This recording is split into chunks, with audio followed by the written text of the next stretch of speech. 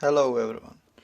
In this video I'm going to talk about PCV valve, mostly based on my own experience. I'm not an expert.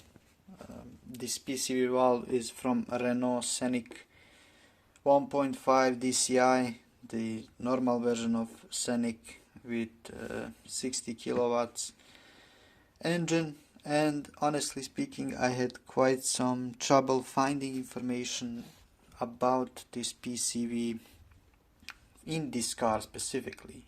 For other vehicles there are many videos, but every car has a different system. In this one it's quite simple. As you can see, valve itself and a piece of pipe which goes from the cover valve cover into the PCV valve and then into the intake pipe.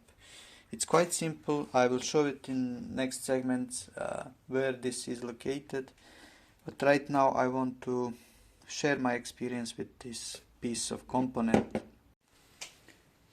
The PCV valve is located quite behind the engine. Of course you take the decorative cover, and then behind, quite difficult to see, but here from the cover, from the valve cover, there is the pipe, and that pipe is going in the back. I try to record it on the, and you can see it right there on the intake towards the turbine basically. So there's the air intake and it plugs into it. There's the pipe going from the cover, from the valve cover here. Yes, that's where you can find the PCV valve in this 1.5 DCI. In essence, as I understood it, this component is crucial for taking the accumulation of gases from the engine into the intake, where the gases are circulated again and burned in the process. Essentially in this car, this pipe is located on this rubber pipe actually is on top of the valve cover, and it goes into the PCV, and then the PCV is plugged into the intake pipe which goes to the turbine. From there everything coming from the pipe, from the crank, from the cover, valve cover, goes into the valve, into the intake again. I couldn't find the exact way how this works, because if you would blow air here it will pass by no problem. The same happens if you blow this way. The same happens if you blow this way, the air is coming out, so there is no obstruction. My theory, my amateur mechanic do-it-yourself guy theory, is that the pressure created by the intake and from the valve cover is somehow controlling the membrane inside. So yes, this valve has a membrane, a spring, and the working one, as I assume, has another component in it. This one does not have all components in it, because someone was taking it apart before me and they for some reason didn't put other piece missing. I will now disassemble this PCV and we can take a look what's inside. Now the valve is disassembled, and as you can see, inside we have a spring and the membrane right there. And as you can see by looking at this, it's quite simple. A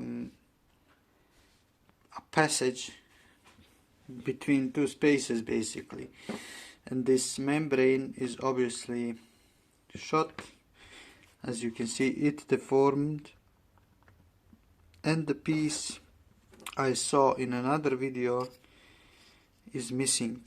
There is some sort of a piece coming or staying on top of this, and then yeah, as you can see from the markings, maybe they are from this or from that missing piece. In any case, this membrane, from what I know, is breathing basically depending on the pressures. So eventually the pressure build up, the gases build up in the valve cover, in the camshaft cover, they get pushed to the intake where they go to the turbine and to the intake into combustion again. That's how I understood it, and it's maybe not correct, I don't know, and I don't care. You should personally research it yourself. And yeah, as I said, in other cars the system is a bit different, at least when you look at the component. In any case, why I replaced this, you would say it's such a small thing, such an irrelevant thing, but in reality it's quite an important piece of engine when you take in account what it can do.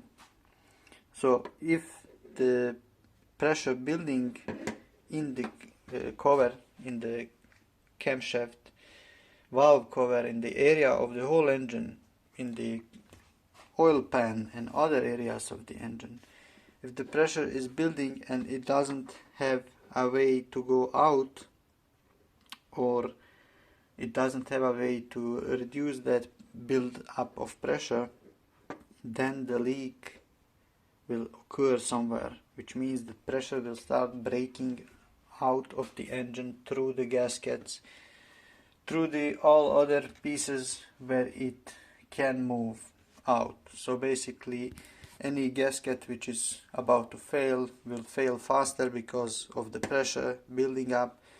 What else can happen is oil buildup. As you can see here, there is some of the oil. So as this evaporation is happening, this pressure is building up, these gases, they eventually turn into the